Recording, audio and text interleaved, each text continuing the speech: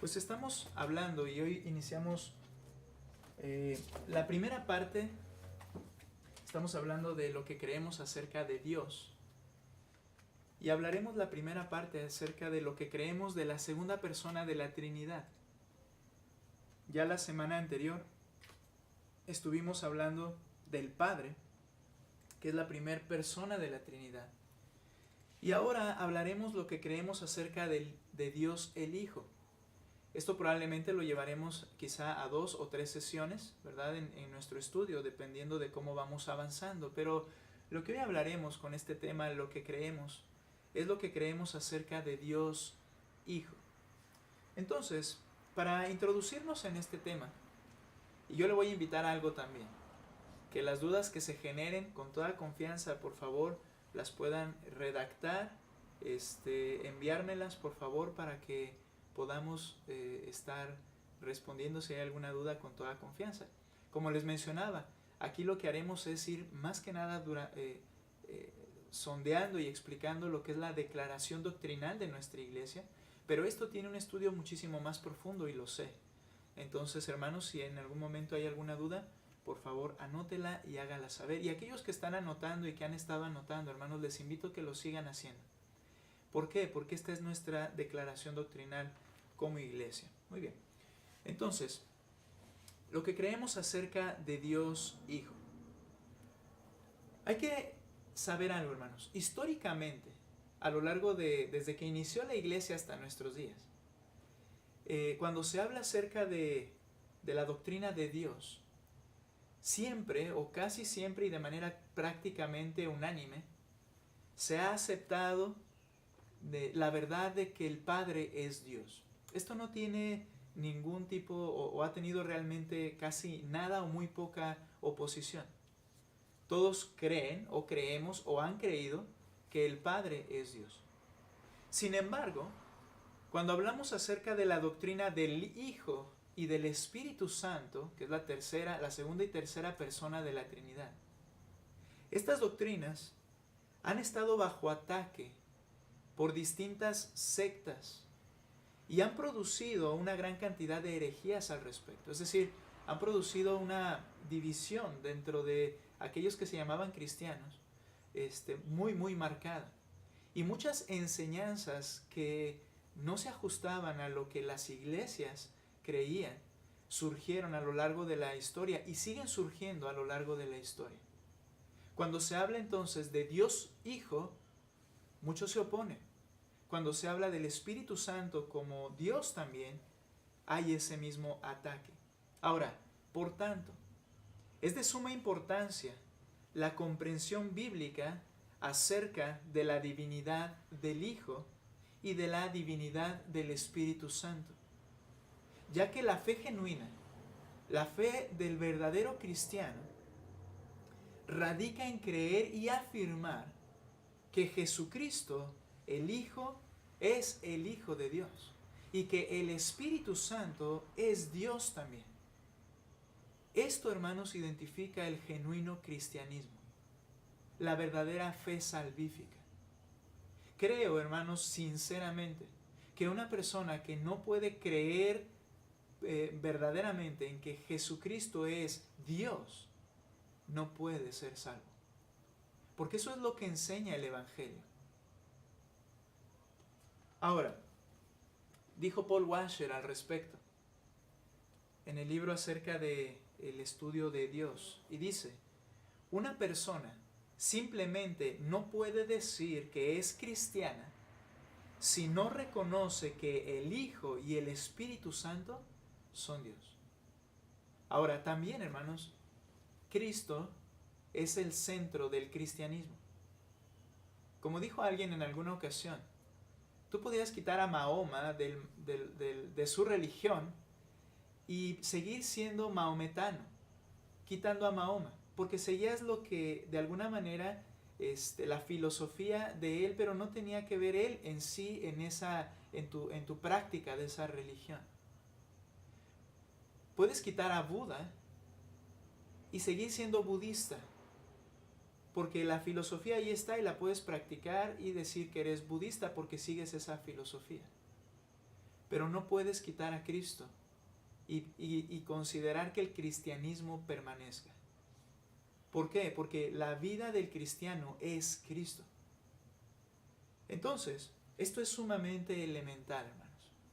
Y tomaremos el tiempo que sea necesario para ir explicando esta declaración doctrinal. Entonces, lo que creemos acerca del Hijo de Dios. Bueno, en primer lugar, como punto número 1 a quienes están escribiendo, creemos que Jesucristo es el Hijo de Dios. El Hijo de Dios es Jesucristo. Creemos que Jesucristo es el Hijo de Dios. Y entonces, como creemos que Jesucristo es el Hijo de Dios y lo llamamos Hijo de Dios, quiere decir que posee todas las perfecciones de Dios en completa igualdad al Padre. Es decir, es cosustancial al Padre. Es otra persona distinta. No es la misma persona, son dos personas. Es Padre y es el Hijo, son dos personas, pero con la misma esencia. Hablábamos acerca de las perfecciones de Dios, que son todas aquellas características de Él que existen o radican en Él de una manera infinita, perfecta, y por eso llamamos esos atributos sus perfecciones. No es más una cosa que otra dentro de esas perfecciones. Bueno, el Señor Jesucristo las posee con la misma o con igualdad en la misma esencia. Ahora, Él es cosustancial al Padre, la misma esencia. Y el mismo Señor Jesucristo fue el que se atribuyó a sí mismo el ser cosustancial con el Padre. No es algo que posteriormente se le haya atribuido. Una de esas herejías y enseñanzas falsas dicen que no fue Cristo, que Él nunca a sí mismo se hizo Dios, sino que fue después la iglesia o los discípulos o los seguidores de Él. Pero quiero que vean por favor lo que dice Juan capítulo 10, versículo 30. Jesús mismo se atribuyó ser cosustancial con el Padre. Juan capítulo 10, versículo 30. Dice la Escritura lo siguiente. Si tiene una Biblia, les invito, por favor, que lo tengamos en nuestras manos. Voy a leer 29 y 30. El 30 es el verso primordial que estamos resaltando.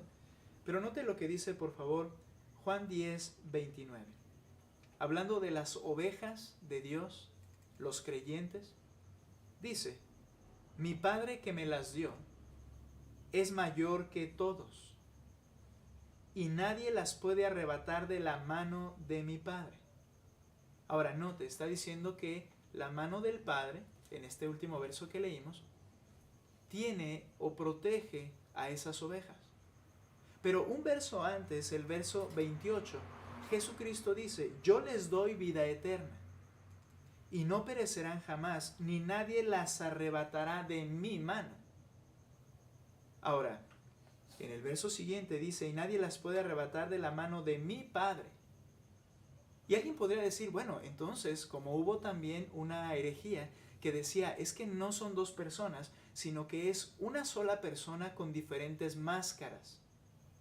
Esto se le llama modalismo. Que ese Dios es el Padre, y después tomó la forma de Hijo, y después tomó la forma de Espíritu Santo.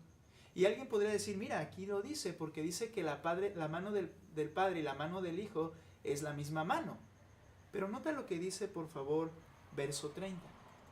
En este texto Jesucristo afirma dos cosas: yo y el Padre. En este primer punto afirma que son dos personas distintas. No es una sola persona. Hay dos personas, una llamada el Padre y el que está hablando, que es el Hijo de Dios. Yo y el Padre, pero luego afirma y dice: uno somos. Esta afirmación del Señor Jesucristo es atribuirse a sí mismo. No alguien más se lo atribuyó, sino Él mismo se atribuye ser cosustancial con el Padre. Son dos personas, en este caso, en unidad de naturaleza y acciones. No es una sola persona, sino dos, pero con la misma esencia. Y Pablo explicó dicha naturaleza cosustancial. También Pablo la explica, y la explica en Colosenses capítulo 2, un texto que estaremos viendo de manera frecuente. Colosenses capítulo 2, versículo 9. Por favor, le pido que luche. Cuando estamos hablando de doctrina y textos, muchas veces hay distracciones. Por favor, le invito que desee comprender estas cosas. Note por favor lo que dice Colosenses 2.9. Cómo Pablo explica esta cosustancialidad entre el Padre y el Hijo. Y dice el verso 9. Porque en Él, y se está refiriendo a Jesucristo, verso anterior termina hablando Cristo, y luego dice, porque en Él, en Cristo, habita, tiempo presente, corporalmente, toda la plenitud de la deidad. Toda la esencia de Dios. Lo que muchos llaman los atributos inexplicables o inmencionables, porque es imposible poder describir la esencia de Dios. Podemos describir algunas de sus perfecciones por su obra manifiesta hacia nosotros la creación. Pero hablando de la esencia de Dios, lo que dice Pablo es que en Él, el que tiene un cuerpo que es Cristo, y aún teniendo un cuerpo humano, habita en tiempo presente toda la plenitud de la deidad. Esto nos enseña dos cosas, lo que estamos viendo, que el Hijo es cosustancial con el Padre. Todo lo que el Padre es, podríamos decirlo así, habita en el Hijo. Pero también nos enseña otra cosa, que Cristo tiene un cuerpo en la actualidad y en el presente, un cuerpo humano, físico. Él fue al cielo, pero Él se hizo carne, tomó un cuerpo, y lo veremos más adelante, y sigue teniendo un cuerpo y lo seguirá teniendo por la eternidad. Pablo explica entonces esa cosustancialidad entre el Padre y el Hijo. Posee todas las perfecciones de Dios en completa igualdad. Creemos que Jesucristo es el Hijo de Dios. Es cosustancial, pero también es coeterno con el Padre.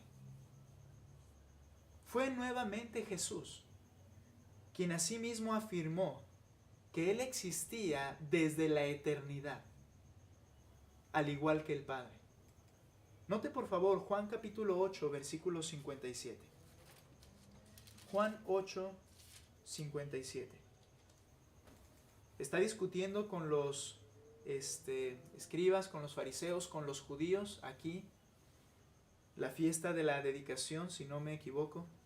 Y entonces al estar en esa discusión con ellos, versículo 57, entonces le dijeron los judíos, aún no tienes 50 años, era más o menos de edad de 30 años, dice la escritura, o pasado los 30 años.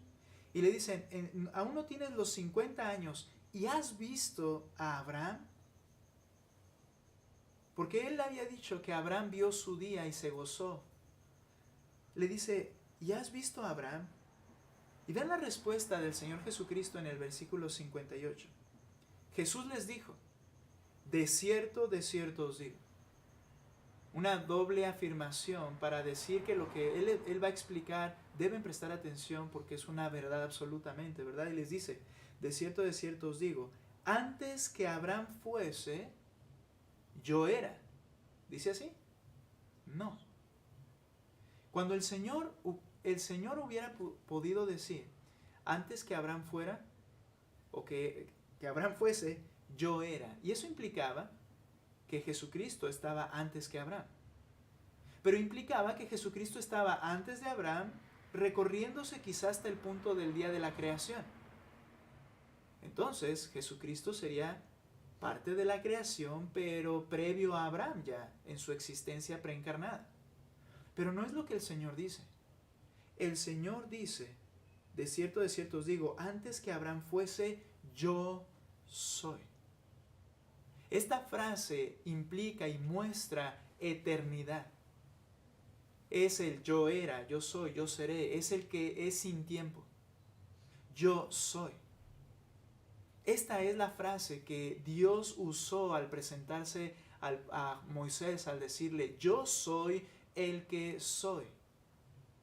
Entonces, Jesucristo está usando la misma frase que Yahweh Y él dice, antes que Abraham fuese, yo soy. Su existencia es desde la eternidad y será hasta la eternidad. Él no tiene principio, no tiene fin en el sentido de la eternidad. Los judíos lo entendieron perfectamente. Él mismo se estaba atribuyendo una perfección que solo le corresponde a Dios, la eternidad. Y entonces dice el versículo 59 de ese mismo capítulo, tomaron entonces piedras para arrojárselas. ¿Por qué? Era la manera de asesinar a los herejes, los mentirosos, los que decían cosas blasfemias contra Dios. ¿Cómo un hombre dice que es igual a Dios? Merecía morir, era el pensamiento de los judíos. Entonces, por eso lo intentaron matar. Y dice, pero Jesús se escondió y salió del templo y atravesando por en medio de ellos, se fue. Creemos que Jesucristo es el Hijo de Dios, porque Él es cosustancial y también coeterno con el Padre. El apóstol Pablo habló de esta coeternidad, de esta relación de Cristo con el Padre, desde antes de que todas las cosas fueran creadas o cualquier cosa fuese creada. Vea lo que dice Colosenses capítulo 1, versículo 17. Colosenses 1, 17. Nuevamente, ¿de quién está hablando? De Cristo. Y entonces dice el versículo 17, y Él es antes de todas las cosas. Y todas las cosas se refiere a todo lo creado. Cuando aún no existía nada de lo creado, sino solo estaba Dios, Él estaba. Y Él es antes de todas las cosas. Y note esto, lo veremos enseguida. Y todas las cosas en Él subsisten. Pablo afirma que la relación de padre e hijo es desde antes de todas las cosas, en la misma eternidad de Dios. Entonces, creemos que Jesucristo es el Hijo de Dios. Creemos también entonces que esta segunda persona de la Trinidad, el Hijo de Dios, creemos que es el medio a través del cual el Padre creó todas las cosas conforme a su voluntad. Cuando hablamos del Padre dijimos que Él era el Creador, ¿cierto? Y que todas las cosas son hechas por su voluntad, ¿no es verdad? Bien, ahora, ¿cómo relacionamos esto con Jesucristo? Creemos que Jesucristo, que el Hijo de Dios, es el medio a través del cual el Padre creó todas las cosas conforme a su voluntad. Es por el Hijo, hermanos, que fueron hechas y son hechas todas las cosas. Por el Hijo. Nota por favor, Juan capítulo 1, versículo 1. Juan 1:1. Esta declaración de la deidad de Jesucristo de parte de Juan es muy, muy clara. Y vean lo que dice. En el principio era el Verbo. Este es un título de Jesucristo, del Hijo de Dios, un nombre. En el principio era el Verbo, y el Verbo era con Dios, y el Verbo era Dios. Este era en el principio con Dios. Y vean, ese principio de creación al que se refiere. Verso 3. Todas las cosas por Él, ¿por quién? Por el Verbo, por el Hijo de Dios, por Jesucristo. Todas las cosas por Él fueron hechas. Y sin Él, si Él no estuviera en escena, y sin Él nada de lo que ha sido hecho fue hecho. Bueno, pastor, entonces, ¿quién es el que creó? ¿El Padre o el Hijo o los dos juntos? Debemos entenderlo de esta manera, hermanos. Si hay una forma de explicarlo, es que todo surge en la voluntad del Padre y todo se hace por Jesucristo. Él es el medio por el cual todas las cosas son hechas, fueron hechas y son hechas. El Verbo, como mencioné, este nombre o este término aplicado al Hijo de Dios, el término verbo se refiere a la autoexpresión de Dios. Es decir, Dios, que es espíritu, y lo que hay en su voluntad, Él lo expresa de una manera. Bueno, para que esto sea expresado, dicho de esta forma, para que esto sea expresado, la voluntad de Dios sea expresada es a través del Hijo. Es el medio por el cual Dios se expresa. Entonces, la voluntad del Padre siempre es expresada por medio o a través del Hijo, que es Jesucristo. Siempre. Por ello, noten este texto, Juan capítulo 14. El Señor nos enseñó a orar y nos dijo que oráramos al Padre, ¿cierto? Y en nuestra mente, ¿verdad? Pensamos, bueno, yo estoy orando al Padre, el Padre es el que lleva a cabo las cosas. Note por favor lo que dice Juan capítulo 14, versículo 13 al 14. Y es verdad, ¿no? Hay una participación mutua de las personas de la Trinidad en todo lo que sucede, y lo vamos a ir aprendiendo. Pero note por favor capítulo 14, versículo 13. Note, y todo lo que pidieres al Padre en mi nombre, es en el nombre de Cristo y por los méritos de Cristo que yo puedo acercarme al trono de la gracia para poder orar a Él, al Padre. Dice, todo lo que pidieres al Padre en mi nombre, lo haré. ¿Quién está diciendo que lo hará? Jesucristo, el Hijo de Dios. Y luego dice, para que el Padre sea glorificado en el Hijo. Si algo pidieres en mi nombre, yo lo haré. Es por Él que todas las cosas son hechas. Y Él mismo afirma esto. Vemos que hay una conciencia, obviamente, en Cristo. Él sabía quién era. No como esas ideas equivocadas de que Él no lo entendía o que Él fue hecho en un punto. Creo que esto es lo que la Escritura enseña. Y Jesucristo sabía que era a través de Él que todas las cosas son hechas. El Hijo de Dios, es por medio del Hijo de Dios que todas las cosas fueron hechas, pero también el Hijo de Dios es por el medio por el cual todas las cosas subsisten, permanecen. Note Colosenses capítulo 1, verso 15 al 17.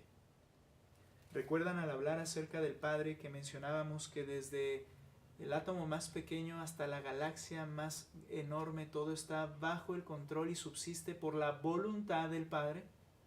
Bueno, subsisten por la voluntad del Padre cumplida a través de Jesucristo. ¿Notas quién es Jesucristo?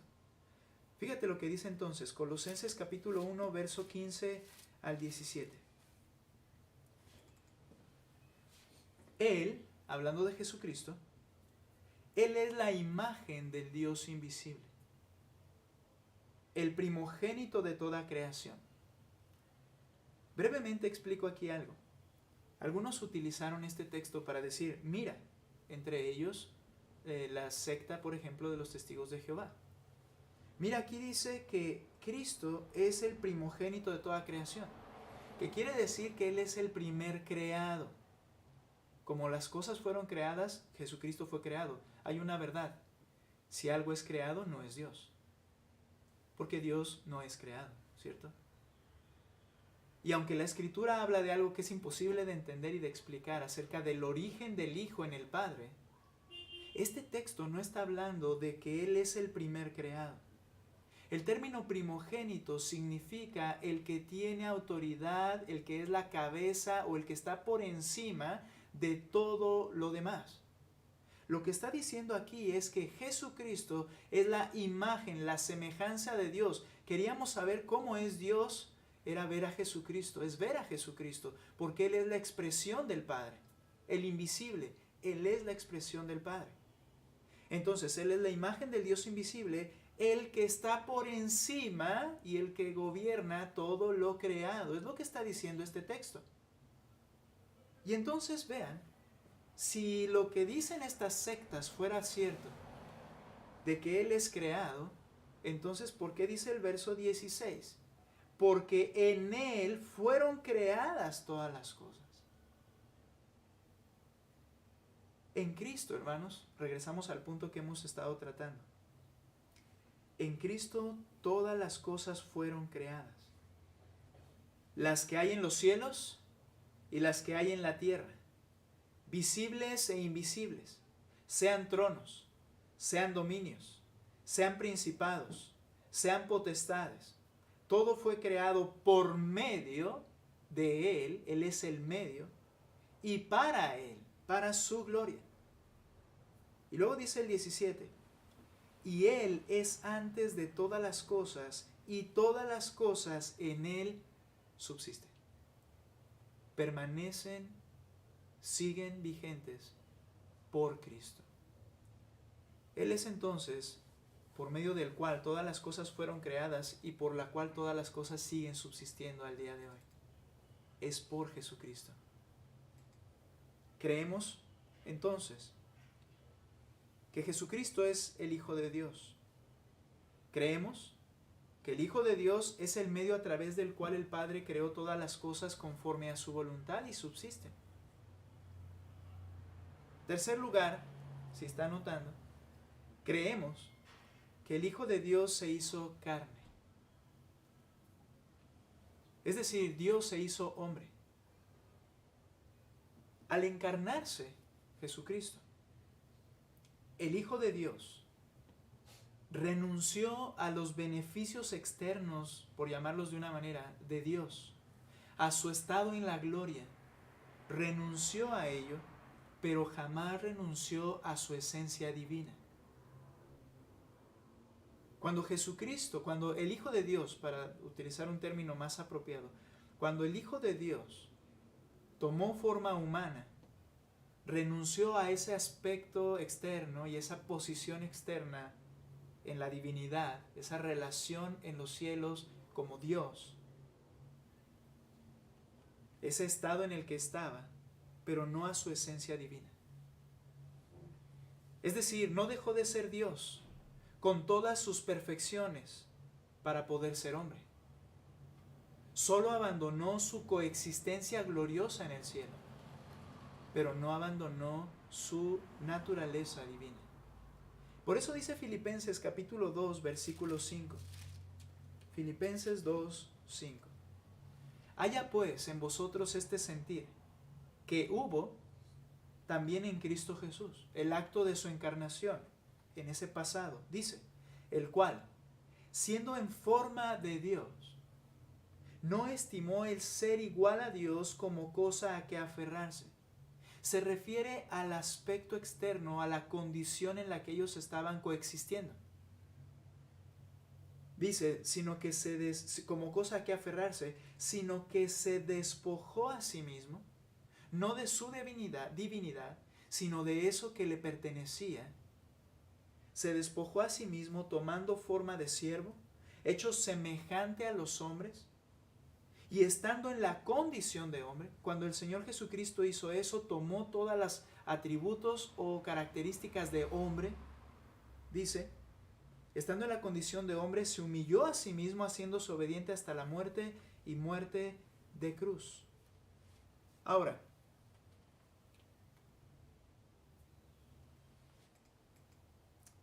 al encarnarse, como mencioné, no dejó de ser Dios con todas sus perfecciones para poder ser hombre, solo abandonó esa coexistencia gloriosa en el cielo. Pero siguió siendo, con todos sus atributos y perfecciones, Dios. Su mente divina, su esencia estaba allí en él. Pablo declaró en Colosenses 2:9, note por favor ese texto que mencioné hace un momento, repetiríamos. Colosenses capítulo 2:9, notamos nuevamente ahí,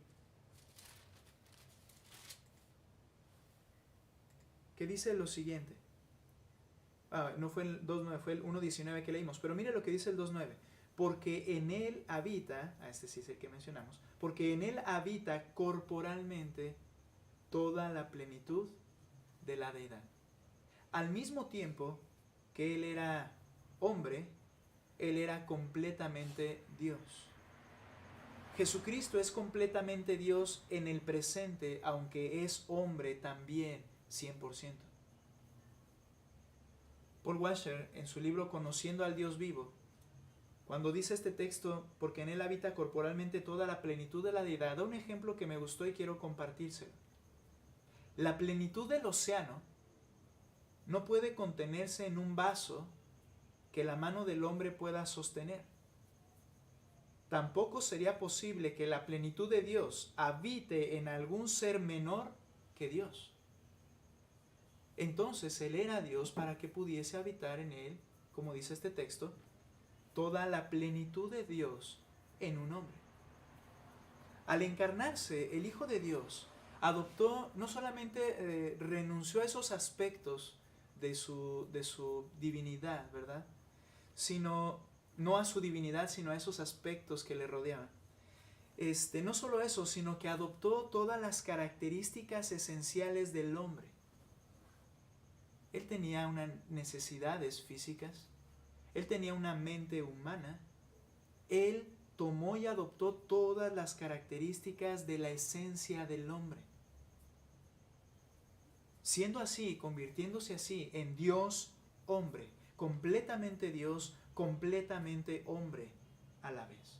Esta unión en que Jesucristo, la persona del Hijo de Dios, tenía la naturaleza divina y la naturaleza humana, es una unión indivisible. Esto es que es una persona y dos naturalezas, no son dos personas distintas. Contrario a la Trinidad. Mencioné hace un momento que el Señor Jesucristo dejó claro que eran dos personas, Padre e Hijo, con una misma esencia, Dios. Bueno, en este caso es lo inverso. No son dos personas, sino una sola persona, dos esencias o dos naturalezas, Dios y la humana, de una forma indivisible. Notamos que hay un pasaje en el Antiguo Testamento que nos muestra esta unión indivisible entre Dios y hombre. Veamos Miqueas capítulo 5, por favor, versículo 2. Miqueas capítulo 5,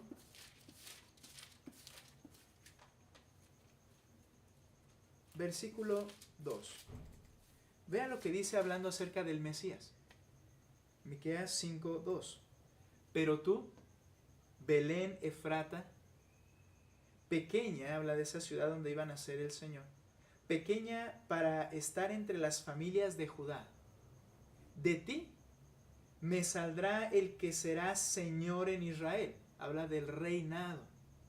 El que será Señor en Israel. Para que sea un Señor en Israel, es decir, en un pueblo, tiene que ser un hombre. E iba a salir de Belén, es lo que dice este pasaje. Tenía que ser un hombre para ser Señor, Rey de esta nación. Pero luego vean lo que dice en cuanto a sus características. Y sus salidas son desde el principio, desde los días de la eternidad. ¿Cómo es posible que un hombre pueda tener salidas desde la eternidad si no es eterno como Dios es eterno? Este texto manifiesta desde el Antiguo Testamento esta doble naturaleza en una sola persona que es Jesucristo. Recordamos aquel momento en el que el Señor está respondiendo, o más bien preguntando a los escribas y les dice: ¿quién dicen ustedes que es el Hijo del Hombre? Ellos dijeron: el Hijo de David. Y entonces dice: bueno, pues ¿cómo es hijo de David si el mismo David le llama Señor? David reconoció que no iba a ser un hombre solamente, un hijo de él, una descendencia, sino su Señor, que es Dios. Espero que pueda usted redactar si tiene preguntas y hacerlas, y podríamos profundizar de manera personal. Pero al encarnarse, él tenía esa doble naturaleza. Esto es lo que se le llama la unión hipostática de Cristo. Esas dos naturalezas en una sola persona, indivisibles, pero también no entremezcladas. No es que la naturaleza divina se mezclaba con los pensamientos humanos, él tenía esas dos naturalezas, algo sumamente difícil de explicar con palabras. Ahora, en la encarnación, el eterno Hijo de Dios, y termino con esto, que es la segunda persona de la Trinidad, se limitó a sí mismo de algunos aspectos de su divinidad. Dijimos hace un momento que él se limitó de un estado, por decirlo de una forma, del estado en el cual estaba en gloria. Y descendió a una posición inferior a la creación. Pero también Él se limitó a sí mismo en algunos aspectos de la divinidad, con el propósito humilde de someterse a limitaciones de hombre. Él se limitó, y esto es a lo que se le llama todo este aspecto el autovaciamiento de Cristo, que en un acto de humildad y sumisión al Espíritu Santo, Él mismo limitó algunas de sus facultades, no las perdió, no dejó de tenerlas, pero Él las limitó conscientemente para llevar a cabo la voluntad del Padre, sometiéndose al Espíritu Santo. Recordamos un ejemplo muy claro en la tentación. Cuando Satanás lo quiere tentar y le motiva en su humanidad a ejercer, ¿verdad?, aquellas facultades de que si dices que eres Dios lo puedes hacer, Él entonces se somete a la palabra de Dios y a la voluntad del Padre. De esta manera podemos entender el autovaciamiento del Señor. No es que no tuviese la capacidad, es que Él se limitó a sí mismo. Limitó su mente, limitó su posición y sus actos, y en otros aspectos Él manifestó su poder y conocía todo lo que había en los hombres, pero al mismo tiempo, en un aspecto, Él conocía todo lo que había en el corazón del hombre, pero Él, por ejemplo, dijo, el día y la hora nadie la sabe. Y podríamos decir, ya ves, Él no sabía. No, sí sabía todas las cosas, pero a la vez no las sabía, porque tenía las dos esencias en su persona. Cierro con Filipenses capítulo 2, versículo 7. Filipenses 2, 7. Notamos cómo adoptó estas características esenciales del hombre para convertirse así en el Dios hombre, completamente Dios, completamente hombre. Dice, sino que se despojó a sí mismo. Esta es la kenosis de Cristo, se le llama, o el autovaciamiento de Cristo. Sino que se despojó a sí mismo, tomando de manera voluntaria forma de siervo, hecho semejante a los hombres.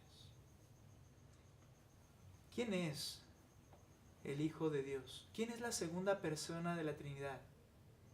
¿Quién es aquel que se hizo carne y que veremos en la siguiente sesión para redimir a los pecadores? El Hijo de Dios, Dios mismo hecho hombre, y que por la eternidad tendrá, para no usar un término que se ha equivocado, vivirá o seguirá teniendo un cuerpo humano, una naturaleza humana y una naturaleza divina por la eternidad. Dios hombre, Él es el Salvador, y lo seguiremos estudiando poco a poco, hermanos. Vamos a hacer una oración. Señor, gracias por tu palabra. Padre, gracias por tu Hijo Jesucristo. Gracias, Señor Jesucristo, por todo lo que haces de manera poderosa. Gracias por ser perfecto en todo lo que eres y haces y piensas. Gracias por haber provisto salvación a nosotros los pecadores. Permítenos tan solo comprender, si es posible, alguno de los bordes de tu manto, Señor, a través de tu palabra. Pero al entender lo que entendemos, mi Dios, que podamos defenderlo con celo, con amor, con misericordia, pero firmes en lo que creemos, Señor. Gracias por este tiempo en tu palabra, en Cristo Jesús.